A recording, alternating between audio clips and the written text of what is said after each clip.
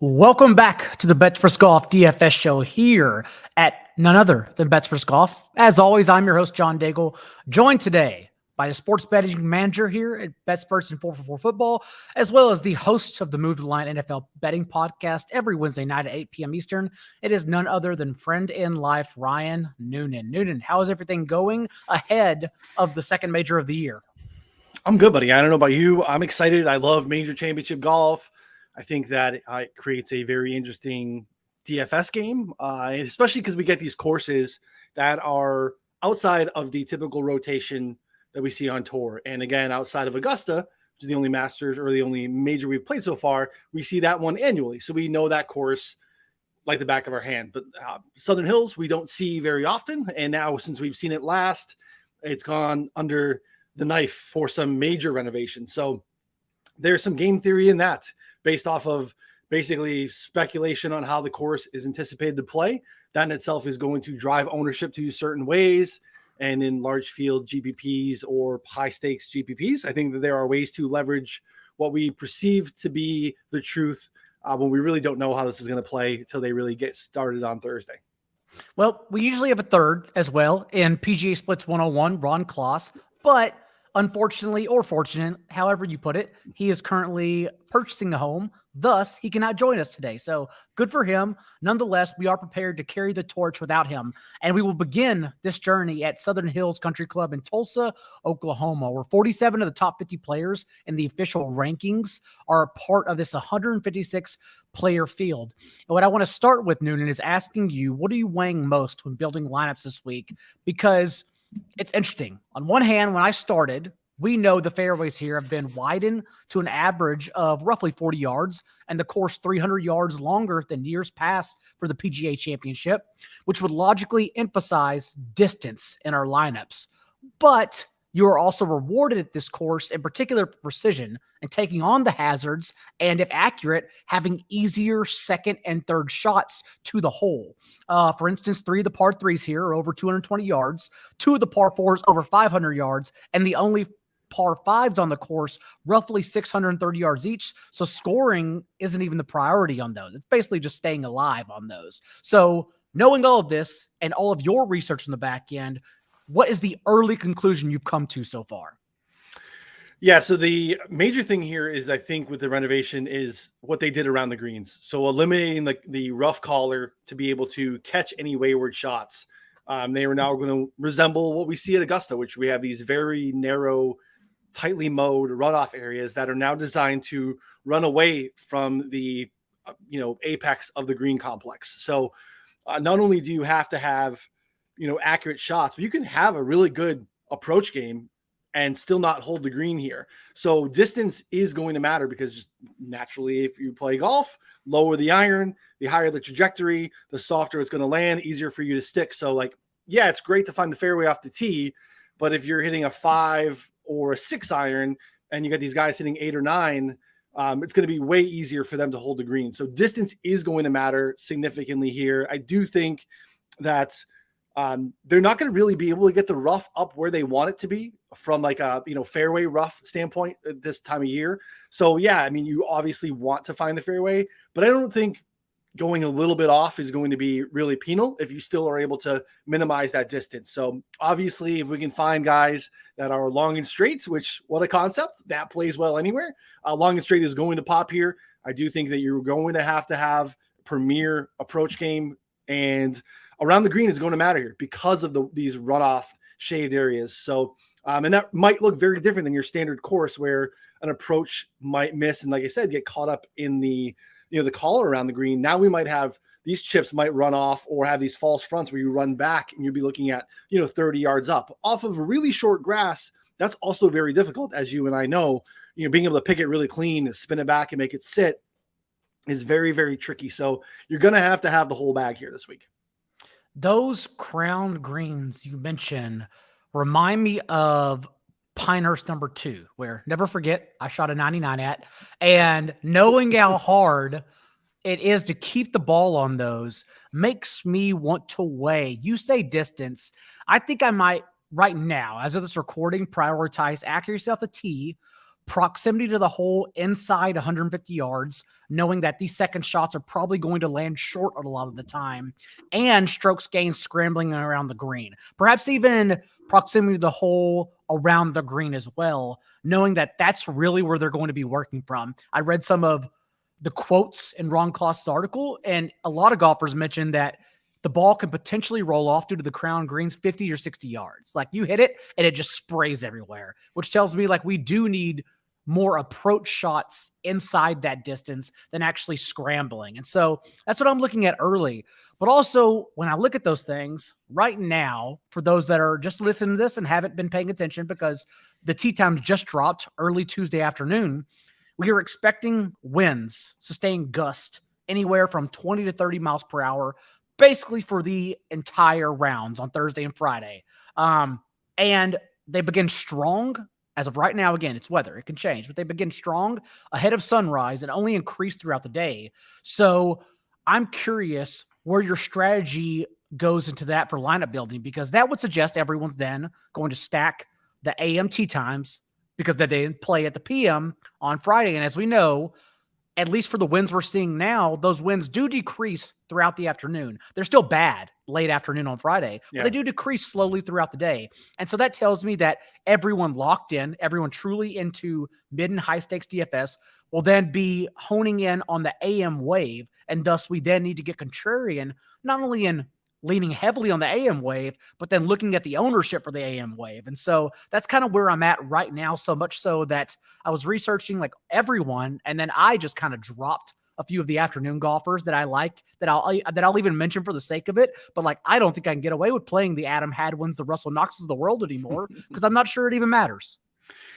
Yeah, I think that obviously wave stacking is crucial. I think as we can see at times, I think getting a little bit ahead of weather can be dangerous. And I do think that there's no doubt going to be winds at play throughout this event. And I feel better about the stacking piece, maybe on a Wednesday evening, having better weather reports that are a little bit more relevant and up to date than what we have now. So I think now is still a good place to kind of take the totality of the player pool, narrow it down. And then from there, when we really get concrete information on some of the weather stuff, easier to kind of cross off or to build stacks there as well. I think another point too is on top of the weather stacks, I think skill stacking is essential here for the same reason I said at the top, that we want to, the perception here, right, is that we have to be dialed in with approach. And that if you suck around the green, you're almost just persona non grata this week. We have to cross you off because you just can't chip. You're not gonna be able to make it if you can't chip here.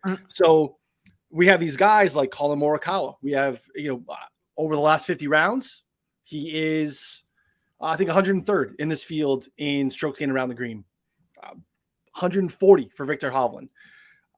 We have Max Homa, tee to green dynamic, outside of the top 100 around the green. So these guys naturally are going to be crossed off, but for a lot of people, because we're thinking around the green is going to play, but looking at these guys that have very similar skill sets are going to be good ways to stack as well. Now, again, if it doesn't play like that, or it plays like we think, we're going to want to have the guys that can go all the way down the bag. We want to have the guys that are wizards around the green, the Cam Smith, Justin Thomas, Jordan Spieth of the world. So I think being able to make groups that are a little bit unique through skills, I think matters a lot here this week too. With that, let's go ahead and dive into it. And it starts at the top as it did last week. And knowing Scotty Scheffler as the highest priced individual on DraftKings is, in my mind, still the safest play as well, even in playing into the afternoon.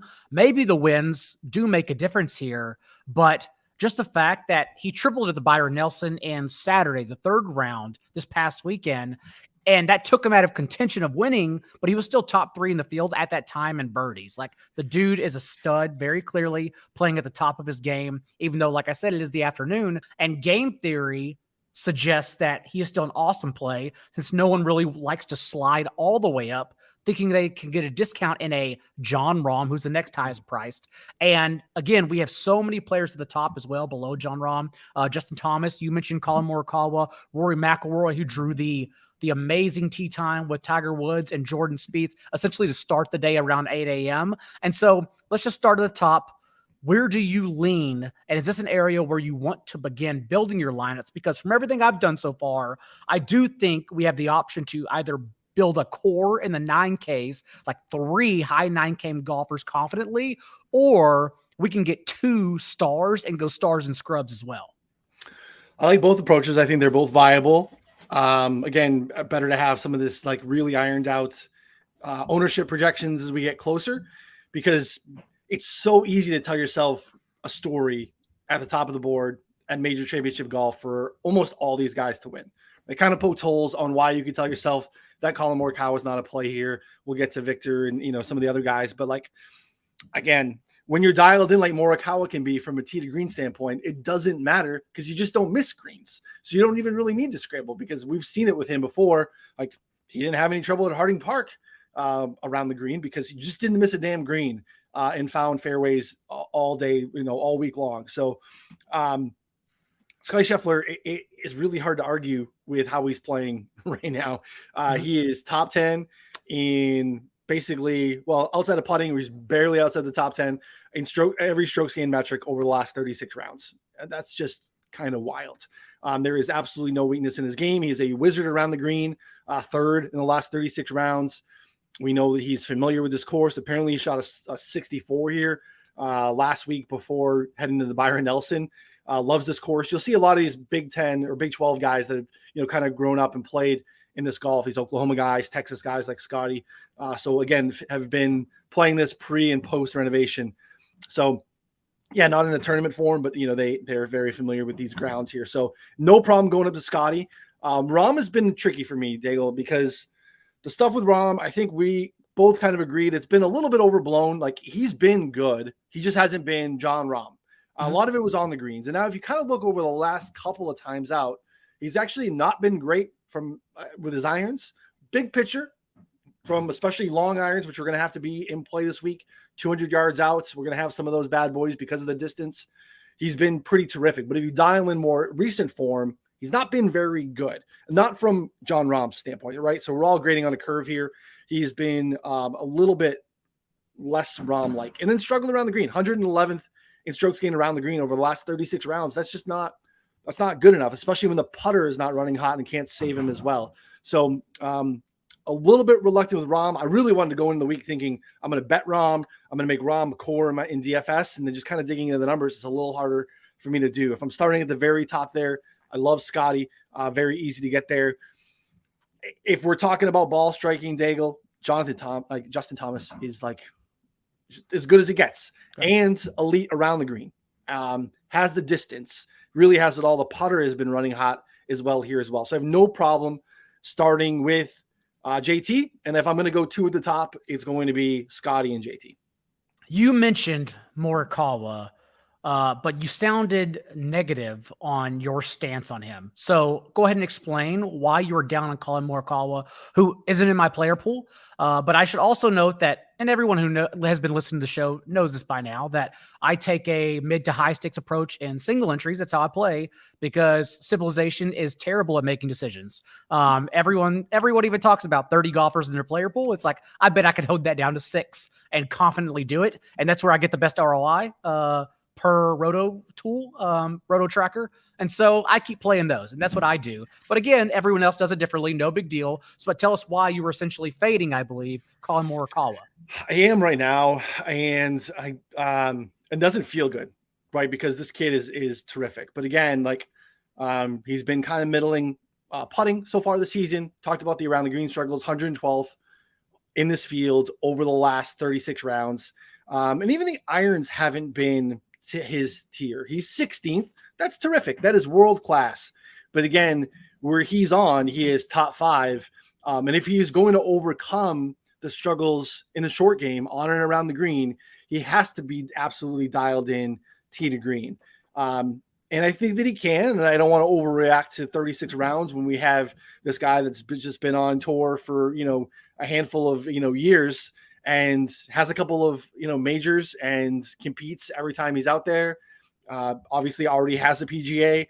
So 23rd tee to green over the last 36 rounds. It's just not quite good enough to make up for the around the green stuff. So outside of a lineup that I will make that does feature him and Hovland together, because again, that's just saying like, that's pretending that I don't know everything. And while I do think that around the green is going to matter, and that makes it very easy to, because you have to make these decisions. You can't play everyone. So I have to find reasons to cross off certain guys. And the struggles around the green for Morikawa and Hovland are very easy reasons this week to cross them off. So knowing that I don't know everything, I will make a lineup that features both of them together and go from there. Otherwise, they will not be a central part of my player pool. I think right now, Justin Thomas will be the highest rostered among those that we talked about. And if I had to guess, maybe I'm wrong, but well, the wind, I was going to say Rory, but I think the wind factors and Rory getting that basically sunrise tee time, I think it's naturally going to surge his ownership. So I might even say Rahm or Scheffler at the top then. Could be the lowest owned out of all of these. Interesting. Yeah, I mean, I could see Rahm Morikawa would be my guesses as the lowest owned. I think you make a good thing there with Rory. If that is going to be a thing, we start to get some steam around the early wave. And Rory's been playing good. Let's not play dumb here. Like he's played great. Yeah. Yeah. So, there's an easy case to be made for Rory too, and getting, $1,000 savings from going to the top of the board with Rahm and Scheffler makes it easy too. So yeah, I mean, if there tends to be a pretty clear early wave advantage, then I think we see some pretty good steam on Rory. He has played great essentially since the last round of the Masters. Like that's the way it's been. We usually break this conversation off into a middle tier at this point and hit on a few guys, but I think instead making it the 9 to mid 7s, like 9 to 8s, is a conversation in itself, because a lot of people will choose to have this range, even just the 9Ks, like that's their core. And they stick with 3 golfers from this range and can do it confidently and quite easily, honestly. So let's go ahead and start. You mentioned Victor Hovland. I'm torn. Hasn't really made my initial core yet, but I'm curious what you think about him, because you sounded high on him earlier in the show.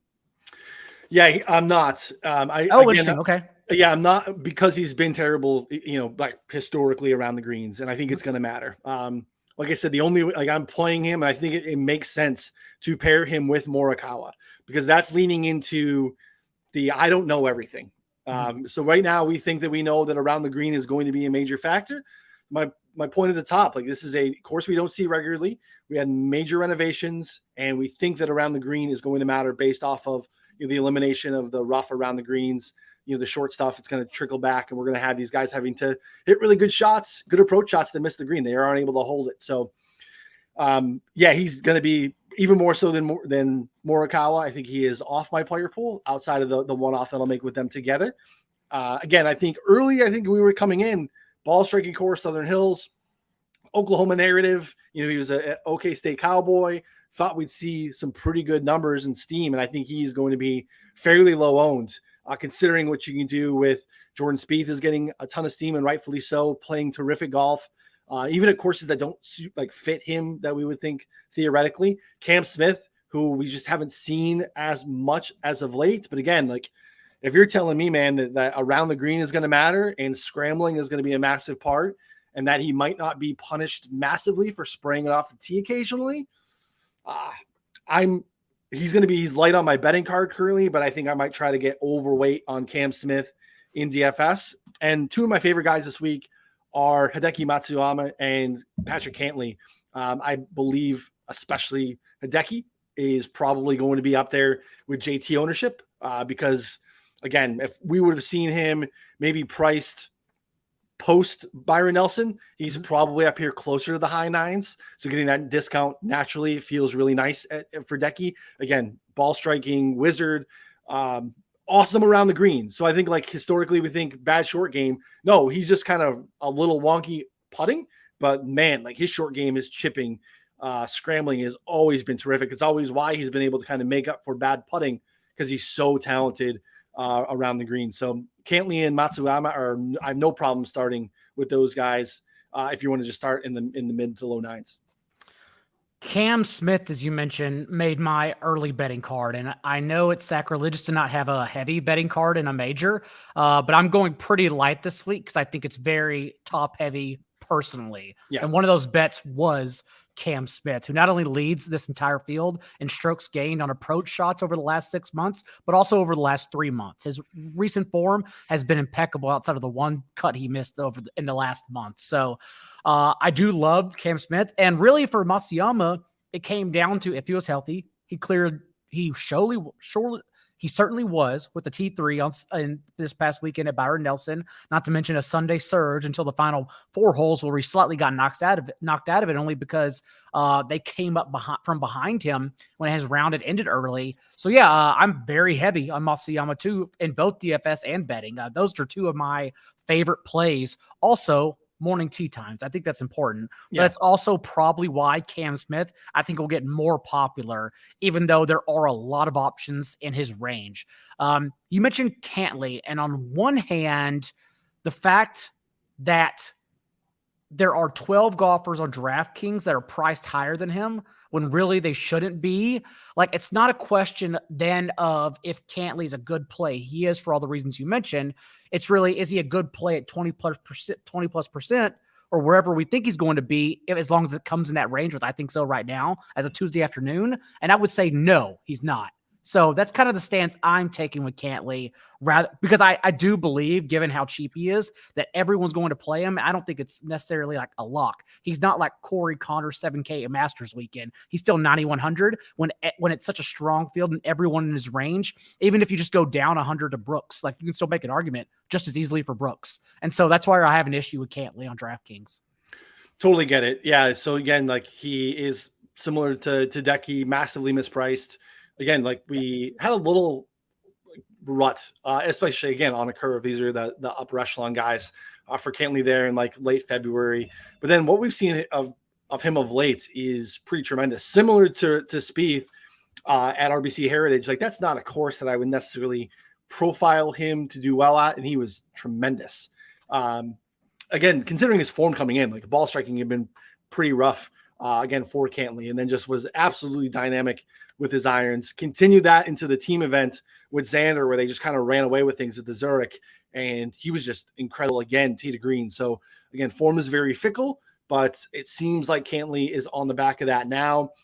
Bent grass, again, we have pure bent greens here. Both Hideki and Cantlay have massive advantage historically on pure bent greens. So we know what we saw last year at the FedEx Cup with Cantlay. When he starts rolling it well, he is almost unstoppable, and he's going to be on his favorite surface this week too. So it does get to a point where it is going to be problematic. If, like you're saying, if you do think he's going to be north of 20%, that's really hard to justify. Again, like you said, we're spending into the 9s on that. It's a little harder to do. You know, sometimes I think the good chalk down the board is a little bit more dangerous than at the top of the board.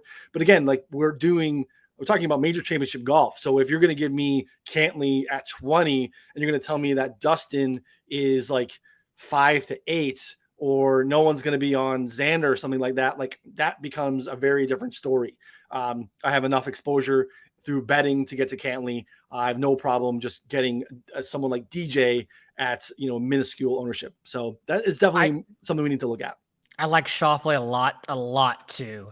At the same time, though, I do wonder if he gets steamed a little bit, because it seems like everything I've seen from around the industry so far, a lot of people are unfortunately talking about him, because I do like him in that range a lot. Either way, though, I can tell you I will be very high on Cam Smith and Hideki. They will be part of my core for sure. But even when we sneak down a little lower into the 9K even, high 8Ks, that's where it gets interesting too, because we have, as I mentioned, Brooks Koepka at his last 4 appearances at the PGA Championship, T2, T29, and 2 wins. Absolutely insane. Pretty good. Willie Z and Sam Burns, both who missed the cut by 1 stroke last week, and yet again, the course fits very well for them this week. And then Shane Lowry, who, as of Tuesday afternoon, I genuinely think is going to be one of the 3 highest roster golfers on the entire board. And he is in such a good range that I do love being contrarian and pivoting from him, since, again, we're at the top here. There's so many good options. And so what are your thoughts as we take on, let's say, 8.5 to 9K?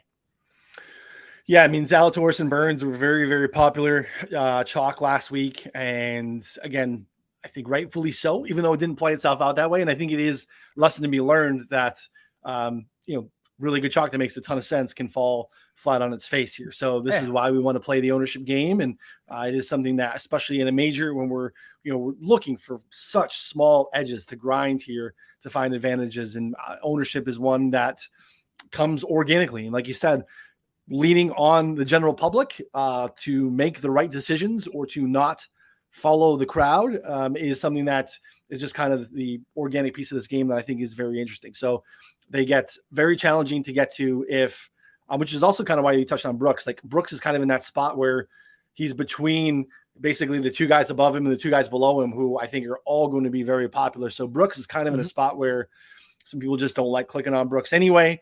Are we aware, sorry to cut you off, of his injury? Like, was it pulling out just because it was the week before the major, or is there a chance we get Paul Casey'd here? No, he's good. I heard his presser this morning. Beautiful. Yeah, he originally wanted to go there. I think he doesn't love Birdie Fest. They get to like 30 under. He didn't think that it was going to prepare him. To be fair, I don't like Birdie Fest either, especially because a guy like Scotty Scheffler hits one triple on a Saturday and it knocks you down like $300 to $500. Also, like I had Schauffele on Sunday and I still hated it. Like I reaped the rewards of it, still hated it. So I agree with Brooks. Yes, he's just like, hey, this is not the best way for me to get ready for Southern Hills. I'll just take the couple days and rest. I'll get up there a little bit early. Said he's feeling good. He's ready to go. Likes his chances. Likes that he's just 40 to 1 in the betting markets. All those different things. So I think we do have kind of all of those Brooksy narratives that you would want to be able to back him are kind of in play. So I think that he is kind of in a nice spot. So the Lowry thing is interesting. I do think the form is tremendous. This is just a guy that I think is a different player than maybe even a year or two ago. I think he's really kind of grown off of that Ryder Cup appearance. It was really only he and Rahm that even kind of played fairly well at all for the European team. And again, long irons, tremendous. I believe he is first in the field in proximity from over 200 yards, and that's going to be a factor this week. So he is, again, a little bit mispriced. So I understand why he will be popular. Again, maybe that's knocked down a little bit because we are in the late tee time window for him. Daniel Berger, a place when we have accuracy. If you're looking at like elite guys that are accurate off the tee, Daigle, I mean, there's really none that are up here quite like Daniel Berger and Joaquin Niemann right below him. Also guys that are very comfortable with longer courses and really small greens and being able to chip too. So like that, those are two guys where when I'm thinking about skill stacking, low ball flights that can handle the wind. Again, they are very similar players. When I typically like one of them, I typically like both of them, especially when they're both in the field. So those are guys that I would also pair that I think are going to be pretty low owned. I mean, I think Berger more so than Niemann. I think Niemann, again, long and straight. He's going to be, I think, fairly popular. Maybe the afternoon tee time drops him down a little bit, but Berger, I don't think is going to be that popular. And I do know Ron will have win splits in his course preview, knowing Ron and his betting preview on the site Wednesday afternoon. So make sure you stay tuned for Betsperts.com for that. It's something I've been waiting on as well, because I do recall him even a couple weeks ago mentioning Gary Woodland's positive splits in the wind. And Gary Woodland does have positive splits. He just couldn't hit a fairway to save his life a couple weekends ago. That was the only issue. And so I do look forward to reading that. I want to take a moment, though. Let's just spend a obligatory segment on Tiger Woods. We recall plus 200 to make the cut at the Masters, but also you and I bullied back against all the haters, and Notorious, who showed up on our show that week, was along with us because we know Augusta is more about muscle memory and knowledge. Like, it's more important to know how to play the course, and who knows how to play Augusta better than Tiger. That was a good bet. But now you look up, at least minus 150 on those spots to make the cut at the PGA Championship. We also know Tiger Woods is claiming he's stronger than he was at Augusta, and that makes a ton of sense. And so where do you stand? And is it the same in DFS as Masters, in that the higher the stakes got, the lower Tiger's ownership sunk? And do you also have a bet on him? No bets on him currently. Okay. I do think that makes sense. Just again, smaller fields, higher stakes, sharper fields. That makes sense. I do think, to your point, like the Masters thing's a little different. It is such a unique venue where there is so much history. They're so familiar with that course, and obviously Tiger's record there is impeccable. You can go back and say, hey, last time that they had a major at Southern Hills, Tiger won. Completely different course. Again, another thing today, listen to his presser. this course is worlds different than what it was when he won it, what they've done renovation wise. So he talked about taking a literal 1 day break post Masters. He took Monday off and has been grinding. So I think just because we haven't seen him playing at, TBC Craig Ranch or Mexico doesn't mean anything really. So I feel maybe less confidence, but maybe pretty close. The one thing that's different here is the Masters was 89 guys and we could cross 20 off because we had the amateurs and we had the, old champs. This is a little bit different. We do have, old champions and we do have PGA professionals. I think John Daigle, who I'm assuming will be awake by then, has the very first tee time this weekend. Yes, Daigle is interesting. Actually, Tiger talked about that today. He's like, I remember it was like 109 degrees last time they played here in the opening round. And he said Daigle was in front of him. And he's like, man, how much water did you drink today? He's like, water. He's like, I had 13 Diet Cokes, which is like the most John Daigle thing ever. So yeah, he's still running it out here today. As Daigle once said, you can't pull fat. That's why he's never gotten injured. So there may be a method to his madness. So I do think that Tiger is probably in a better position here this week to compete from like a physical standpoint and having some of the reps. I just think that it's maybe a little less good of a fit for his game, if that makes sense. So I would have no problem playing him. I don't think we're going to play him into a ton of ownership. But again, like I'll have to wait and see. Again, early tee time wave. So that's pretty nice for him as well. I want to group these next few players in because I think there are reasons for all in Tyrrell Hatton at 8,100. Max Homa, of course, 8,100 as well. Corey Connors at 8K, where if it weren't for Wynn, even I would say screw it and lock him in at that price because and DraftKings algorithm releasing these salaries before the Byron Nelson even teed off, yet again, got Corey Connors' salary wrong in majors, as they typically do. Yeah. Louis Oosthuizen, who we recall withdrew with a back injury last time we saw him. And then Matthew Fitzpatrick at 7,900, underpriced given his current form. And so where do you stand really on those individuals? Because I think there are reasons to either play or fade all make arguments. Well, I'm going to pause and circle back because we skipped someone at $8,300 that I need to get your opinion on. It looks like he has a wrist injury. What are you talking about? Looks like we're going to see Bryson. Okay. We are going to see Bryson. But okay. I mean, if this have you seen his wrist? I've seen it. Is a zombie, and I don't know why he's playing such a quick turnaround after wrist surgery. It can't possibly be recovered yet, right? His swing can't possibly be worth rostering and heavy wins. Like, there's no way. Yeah, that would make me nervous. It's also too like when you just don't play often. I think the one thing that, especially for these guys, that I wouldn't say it goes because they're professionals, but like just the touch of around the green, that hasn't been a strength for him of late anyway, pre-injury. So that would make me a little bit nervous. But again, like if distance matters, it's going to be very interesting. He was more tempting to me in the betting market when he was sitting out there like 130, which is just wild. But again, like, massive scar, banging drivers into a screen in your backyard is a little different than playing competitive golf here for 4 days. And honestly, I know you keep saying distant matters, and I agree to an extent. I don't think I'm going to move like the counter hyperbole though. Like, okay. I don't need to go to the top. Like, Cam Champ leads the PGA in driving distance in the last month and a half.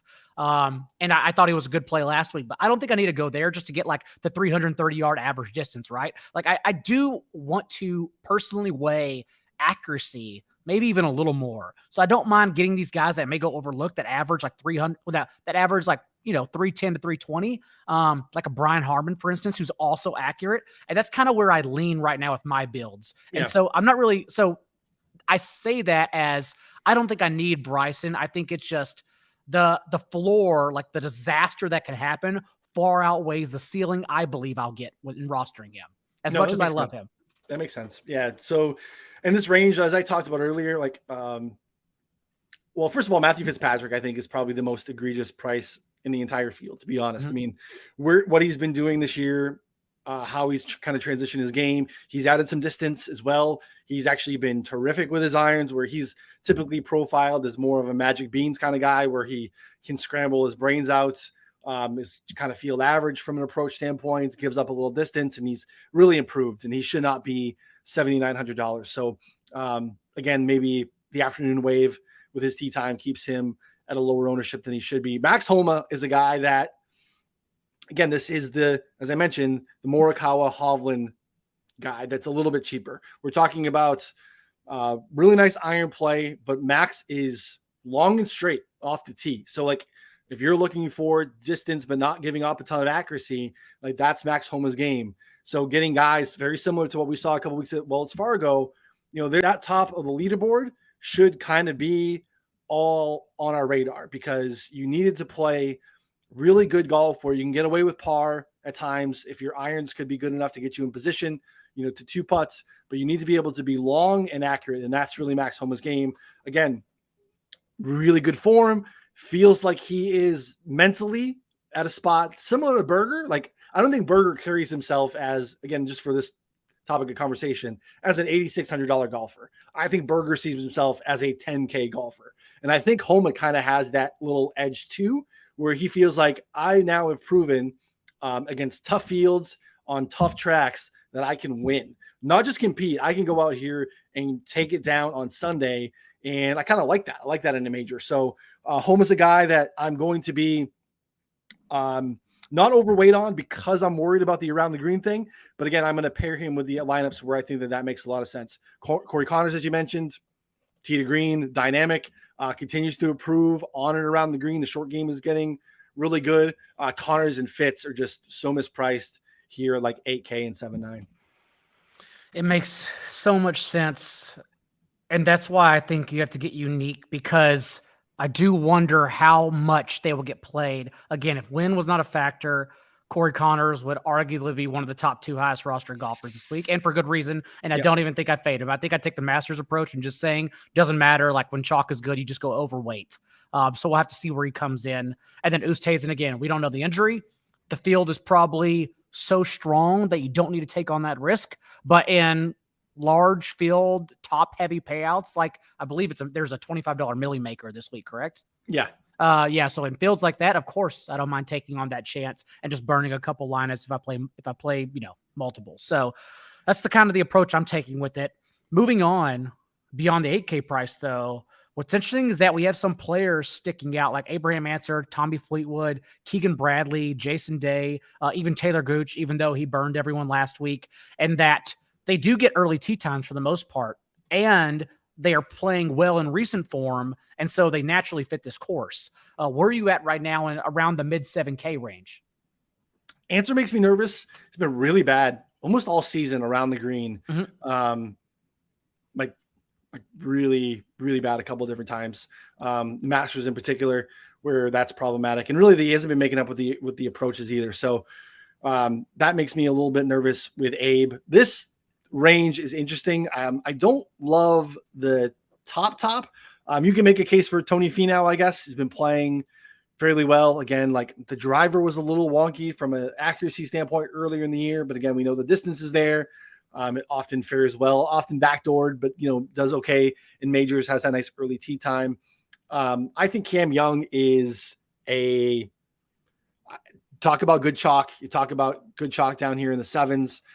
I'm just going to be overweight on Cam Young. It is very comfortable chalk for me. $7,600 early tee time wave, which we're leaning to here.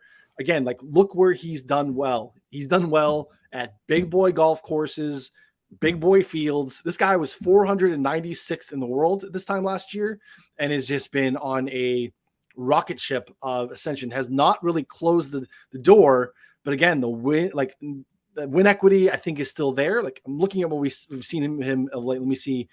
Last 2 times out, top 2. RBC Heritage, Wells Fargo, 2 totally different courses. Bomber off the tee, but accurate. He's one of the more accurate long guys off the tee. The Genesis, again, you have to be long and accurate. Talking about Neiman, who won there in dominant fashion. Homa the year before, we were just talking about Homa. Honda, very tough course. You have to be accurate. T16, API, T13. There is a lot to like here about Cam Young. Around the green, he is tremendous. He has gained strokes in 5 straight with chipping. The approach game has been tremendous of late. Gained almost 7 shots last week or last time out at the Wells Fargo. So I love him. I'm comfortable with that. Chalk is my favorite chalk here in this range. I completely agree. I think he could win outright, honestly, Same. especially given the early tee time. And there is a knock. There's a negative being spun right now that he just hasn't performed well at majors. But if you just look into it, recent form at least, the two majors and missing the cut at the Players Championship, in which he just drew the wrong tee time because we know the winds that happened on the second day knocked him out. And the Masters, which is Augusta of all places, as a debutante, of course he missed the cuts. So of course in his most recent majors he didn't do well. Yeah. And so I'm definitely down to chase the recent form over that narrative and hammer Cam Young in single entry. So I completely agree. I'm there with you as well. And stop me if you want to talk about someone in between them. For instance, we mentioned Gary Woodland and the win narratives that, again, Ron Klos will talk about more in his article Wednesday afternoon. Also very high on Tom Hoge among all these players. And you have to dip down a little bit to 7,100, but just in showing he can win on tour, that his game travels, and that in the last month, he leads this entire field in strokes gained around the green. Yes, his greens in regulation has not been great. A high rate, just 58% in that time in his last 6 rounds. And more, when speaking more about recent form, but also, again, we don't expect them to reach the green in 2 shots most of the time. I doubt a lot of golfers will not, especially with strong winds. So as long as you can scramble, as we keep trying to emphasize, that's all that matters here. And so that's why I love Tom Hoge this week. Yeah. Hoge cashed a winner and back in February. So no problem with Hoge ever. We'll go back up a little bit, and this guy's not for everyone. And I think that people need to move off their priors a little bit. Keegan Bradley is long and straight. And even when he's been bad, he's been long and straight. And suddenly he's just not as bad at some of the things he's always been at. Again, luckily he couldn't close at Wells Fargo. That helped us with the Homa tickets. But again, he showed up at the top of that board. Who were the top 3 in that board? That was Max, that was Cam Young, and that was Keegan Bradley. And I think that there is should be interest in all 3 of those guys here this week. When you look at bent grass, shockingly, that is been historically an above average surface for Keegan Bradley to putt on. He is, again, barely above field average, but he is better than field average. He's been improving a little bit anyway. He's top 20 in this field over the last 50 rounds in strokes gained around the green, approach, and ball striking. Again, if around the green matters, he has it. If it doesn't, he's good enough just from an approach standpoint to be able to hold his own. And we know he's on his most comfortable putting service. So he has 3 straight T8s or better coming in. Like, we want form. Yeah. He has form. And again, he hasn't closed the deal. And some people just automatically close off Keegan because we know sometimes it can be a wild ride. But again, he is bringing in form currently and really kind of fits with what I think is going to matter here statistically this week. So $7,500 at Keegan. Where is he tee time wise? He's in the afternoon, unfortunately. But again, he with Cam Young, they're going to be 2 of my favorites this week. And would it be frustrating if yet again he falls drastically out of contention on the final round? Sure. But that would mean he still gets there to that point. Yep. And thus we get a golfer playing into the weekend. So totally fine with basically coin flipping him on a final day, which never flips your way, but totally fine taking it down to the wire yet again if that's the case. My only issue is, again, I think he will be popular. I think everyone already is aware of what you're saying with Keegan Bradley. And so that's where I just want to be careful at 7,500 because I do think he'll be highly rostered. Yeah. As we dip, go ahead.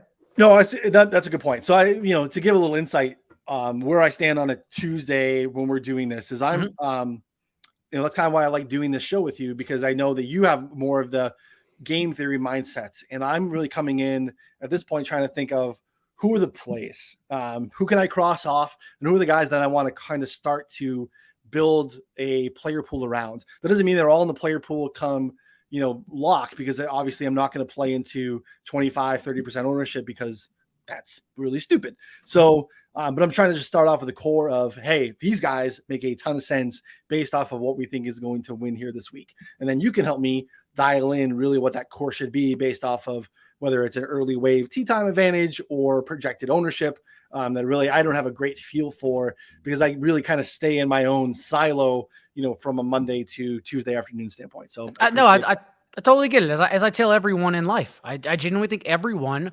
should take in 95, 98% of content out there. It helps. And then you just have to learn how to shit out 95% of it as well. Like you have to learn to ignore mostly everything. But I think taking everything in that works for my brain anyways. That helps the most. Helps like hone how I play.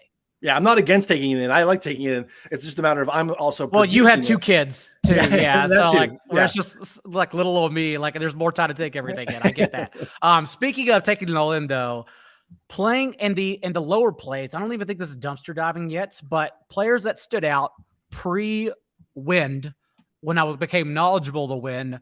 I was very high on Alex Noren for driving accuracy. I thought he was going to be a great 1 to 3% play, honestly, at 7K. Wow. I still am with an early tee time. I'm big in a big game Bobby, Robert McIntyre right there. We know his history with majors. And so I don't mind riding that train yet again. And then Chris Kirk also stood out. And so where do you stand really in this range before we dip down to like the viable trash, like the viable 6,300 odd? I'm very interested to hear that Noren is going to be low owned. I believe so. I could get that one wrong admittedly. Sure. I have heard a couple it's Tuesday afternoon. Yeah. Yeah. But I thought he was going to be low rostered when playing around. Yeah. I think Noren is a tremendous play. He's not going to be on the betting card to win, but he will be on the betting card. And I'll look for matchups for Noren because if this is going to be just a slugfest where we're looking at maybe 4 under, 5 under, maybe is the winning score. If you're going to be grinding out par or a 70, 71s, give me Alex Noren. He is really good historically on very difficult golf courses. Is a little below average from a distance standpoint, but not problematic and can be accurate. And the approach game has been just tremendous over really almost the entirety of the season. A little bit better than field average putting wise, especially on bent. Around the green game is good. Love Alex Noren this week. So if we're getting no ownership, I think he is a very nice play. Harold Varner also, again, another guy very similar to Keegan, comes in with really nice form. T18, T23, T3, T4. We haven't seen him since Zurich, but again, a 4th place there. Ball striking has been really nice. There really, at this point, isn't a glaring weakness in his game. So sometimes he can go wayward off the tee. Sure. So that might be a problem, I guess. But again, down at this point, we're looking at, $7,000. I have no problem with HV3 down here. Not necessarily the win equity, but again, can be a guy that is definitely playing 4 rounds of golf. And I think that especially down at 7K this week, is going to matter. So I think HV3 and Noren are kind of my favorite plays closer down here to the bottom of the 7s. I also like Harmon. I understand that would entail him putting well at this course. Yeah. But when it comes to accuracy, still top 3, both recent and long-term, and percentage of fairways hit long-term by 6 months, I should say, and percentage of fairways hit in that span, and recent being a month. And then also the fact that scrambling also top 3 in this field.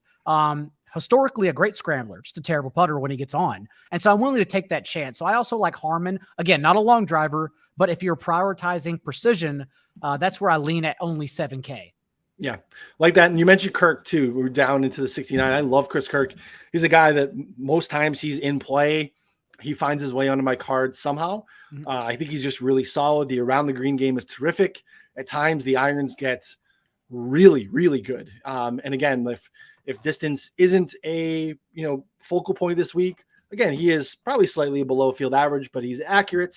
And again, even if he is leaving himself with long irons, which he's pretty good at, he can scramble his face off and put himself in range where he gets himself some smaller putts. The putting has been really bad of late, but again, I'm willing to throw that away. Bent is not a great surface for him, but again, he's historically over the course of his career, he's basically a field average putter, and I think he's probably more of the same here this week. So when diving deeper, I initially began builds with Scotty Scheffler and then went down to the bottom with Adam Hadwin and Russell Nossick 6,300. The issue in that build, and maybe it's still viable because I do think usually they would be in play, but Hadwin, there are rumors surfacing now of a potential injury, hence why he played so bad. in his last round last week, and also why his betting markets moved in just tournament matchups dipped the moment they were released. Someone thinks there's an injury going on behind the scenes. Also, Russell Knox got a late tee time, pretty much the worst one you could possibly have on Thursday. And so that's kind of what drew me off of them. But otherwise, that's as low as I would go. Where do you stand on, like, do you have a threshold? Are there certain players that stand out in the as low as possible range? Yeah, I don't have a threshold per se. I mean, I those guys make a lot of sense. I mean, when you look at really, and Lonzo kind of is in that mix, and maybe he makes sense for you if you're replacing those guys because it's similar profile. It's been a lot of irons of late. He, got off to a little bit of a slow start last week at Craig Ranch, but then turned it on for all the reasons that we thought he was a good play. Again, the irons have been terrific for Lonzo. 6,300, got the early tee time wave. The last guy that I really, really like that I'm actually comfortable with is $6,600 Keith Mitchell. Again, distance. I think that he can. The irons can be tremendous at times. He has been, again, last time out at Byron Nelson, he wasn't great, but leading into that, it was a really nice stretch all year, basically outside of the Farmers, where he'd been playing really well. String of like T12, T7, T12, T10, T9 at tough courses. Again, like Honda, Phoenix, Pebble Beach. Was really nice. Players played really nice. The Players got in the nice wave there. So he's kind of the guy that I'm comfortable with down at 6,600. If you want to go like super dumpster diving, like if you don't think that you want to go with the pure bombers, because I think if you're going pure bombers, maybe you don't go Bryson, but if you're doing like a champ lineup and really leaning into distance, Ryan Fox is a guy that just hits the ball an absolute mile. He's I think done okay on the DP World Tour as of late. With T2, like last couple of times out, look one, T15, T9, T8, T2 is his form and hits the ball an absolute mile. So if you do make a Bombers lineup, $6,300 Ryan Fox makes a lot of sense. We don't see him stateside very often, but again, distance plays very, very well for him. I don't mind some of the guys at the top of the 6.9s. We're looking at, Munoz obviously played terrific last week, couldn't close it, but some of the things that he does well can transfer. You mentioned Bobby Mack, and then Mito Pereira, $6,700, I think is a really nice play too. So I think he's probably going to be one of the more popular guys. Do you think that kind of matching what you're seeing so far? Probably. Mito is always popular for some reason. He's good. Yeah, I mean, he is good. I was shocked when he came in, even at 13%, I think he was in the $200 single entry last week. But again, I wrote about him in our value plays as well last week, and it was just because he doesn't have the distance or the accuracy, but when he gets there, when he's close, he's so sturdy. Top 5 in bogey avoidance and scrambling over the last 3 months. And on a course like last week, where again, one bogey basically took you out of contention, I thought that was important to prioritize the guys that just don't bogey that. At least they just stay safe and par the whole time. It's going to matter. Again, that short game matters this week, and that's where Mito thrives. So yeah, I also think he's a very good play. I have him written down. It is major weeks though. So before we get out of here, I don't want to end with just one question. I have 2 that I think are very important. One, and this is what I keep coming back to: how much will you factor in the perceived AM PM dominance of wind into your lineups? Because it becomes a major question. And then if everyone is aware, then you have to get contrarian with just half the field. Or do you take a chance and play some of those wind guys that may not get played, like a Scotty Scheffler, because everyone says, well, I'll just play the high price guys that tee off in the morning like Rory instead? Yeah, I think it can get dangerous, right? We were everyone thought that there was a really clear split at the Players, and it ended up being the complete opposite. So these things are fickle, and weather can be, and it can be difficult to project even this time out, 36 hours out from the first tee time.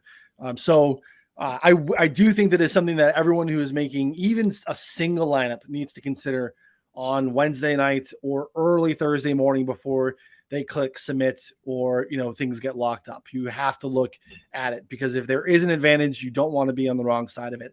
I more so am going to focus on stacking skill sets because that I think can be, even more important this week because we assume that we know based off of a few little things. And if everyone's making those decisions, I think that that dictates ownership too.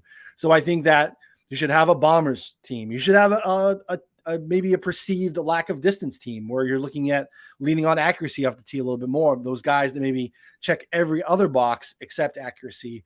Guys that, like I said earlier, the guys that cannot get it up and down very often around the green, but are pretty much elite everywhere else. So I'm at this point going to be focused more on skill stacking versus tee times, but I need to look at that closer on Wednesday evening before I put my head on the pillow. Cool. And then, because again, these are open-ended questions as we build lineups. I'm not sure yet either where I stand. I just keep coming back to that and that I want to play Scotty Scheffler, but the win scares me. And so like, I'm literally just looking at this solely because I can play Scotty Scheffler. And if that's the case, then I can also play a Russell Knox, for instance, because then I'm ignoring the win. So that's where I keep coming back to. And then finally, who is the one golfer you will regret not playing in DFS this week?